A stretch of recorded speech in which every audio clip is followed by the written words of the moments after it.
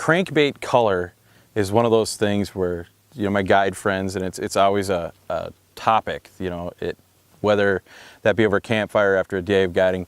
What do you start with?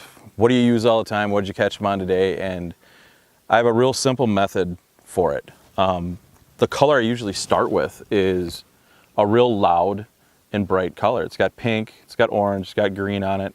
And simply what I look for is if I put this bait out and I don't get bit, then I go to bam, natural, about as minnow-like as you can get depending on what bait fish are in the system.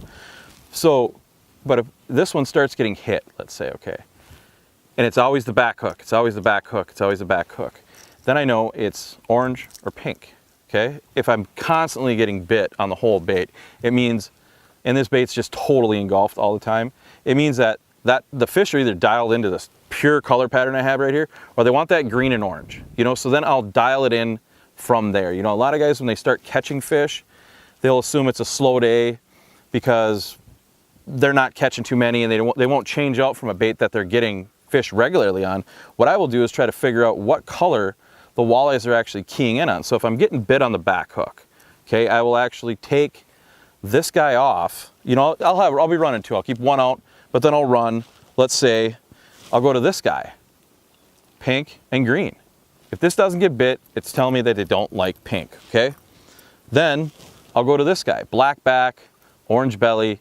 That tells me they want orange. And that's how I kind of dial it in. Now, if orange doesn't work, I know this is a loud bait, like that is really, really loud. But pink on a lot of bodies of water, leech, Mille Lacs, Lake of the Woods, it's a color that works, and not a lot of manufacturers make a solid pink bait. And part of the crank selection I got a few years ago, not a lot of people know this, but I actually custom paint all of my own baits. I don't do it, I don't charge for it. Please don't contact me. I'm not gonna spray any baits. I will not.